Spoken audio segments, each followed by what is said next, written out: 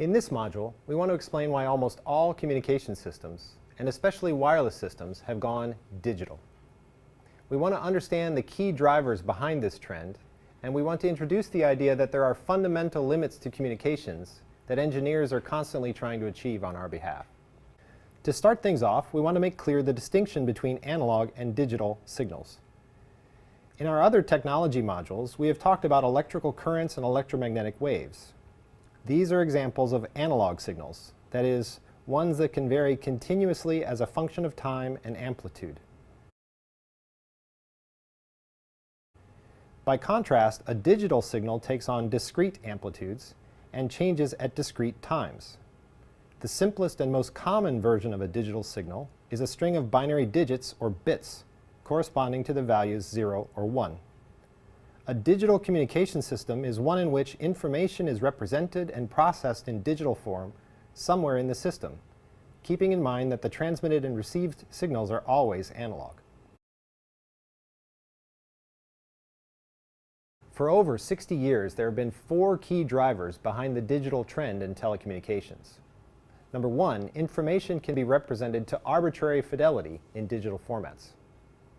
Number 2, processing capabilities of digital circuits has grown exponentially since the invention of the transistor and integrated circuit. Number 3, representation and transmission of information must obey certain fundamental limits and trade-offs that strongly motivate the digital interface. And number 4, a transceiver designed for digital inputs can be reused to convey any source of information represented as a bit stream.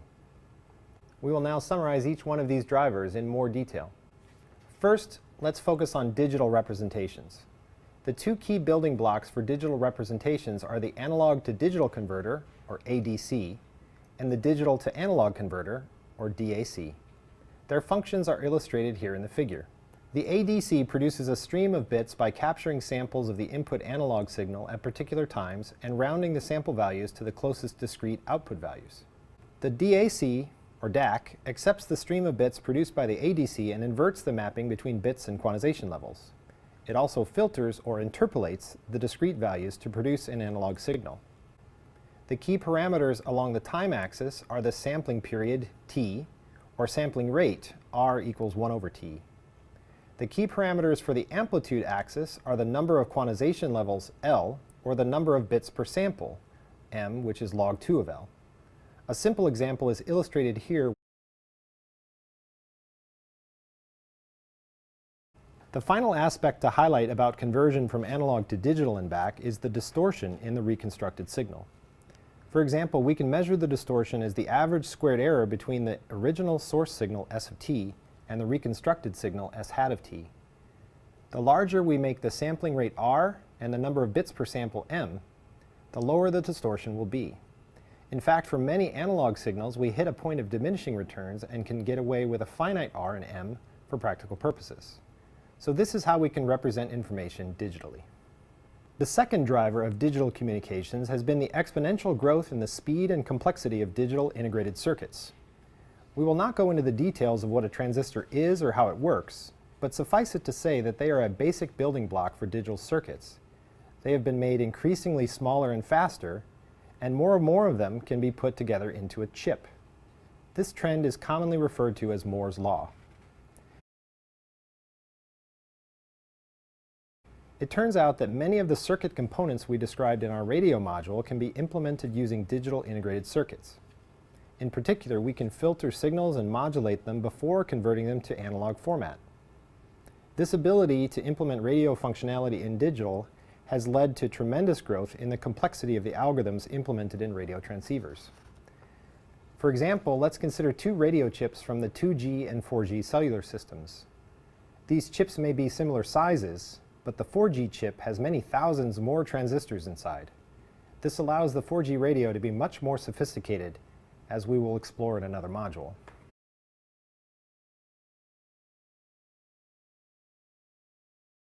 The third driver of digital telecommunications has been a mathematical theory for communications called information theory that was developed by Claude Shannon.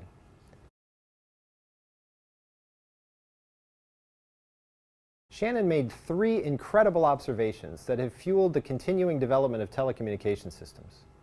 We won't be going into the technical details of these observations, but we want to give you a sense of what they mean. The first of Shannon's observations was that an information source can be compressed in its digital format through a technique he called source coding. Specifically, for each source S, there is a number h of s called entropy that represents the smallest rate, that is, number of bits per sample on average, that can be used to represent the source.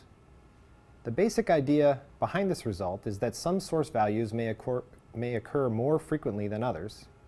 It is advantageous to encode more frequent values with a shorter code word, i.e. smaller number of bits, and less frequent values with longer code words, i.e. a larger number of bits.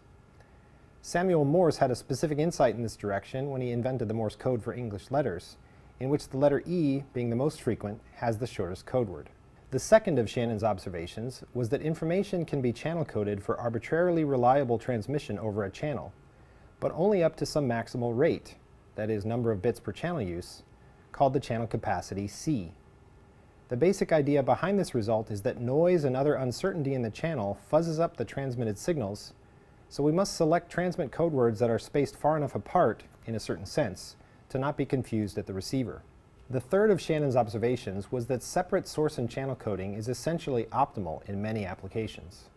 More specifically, Shannon showed that if the source entropy H falls below the channel capacity C, then there exist coding schemes such that the source can be reliably communicated over the channel. The fourth driver behind digital telecommunications has been the fact that a given digital radio transceiver can be used to convey any source of information represented digitally. The digital interface and source channel separation enabled a divide-and-conquer approach to engineering in which source coders focused on compressing their source largely independent of the channel, and channel coders focused on protecting information for a channel largely independent of the source. Over time, both wired networks and wireless networks have become capable of conveying voice, images, and other digital data. So almost all wireless systems have gone digital. This has been fueled by our growing ability to represent and process information in digital formats. And it turns out there are fundamental limits to communication that only digital systems can achieve.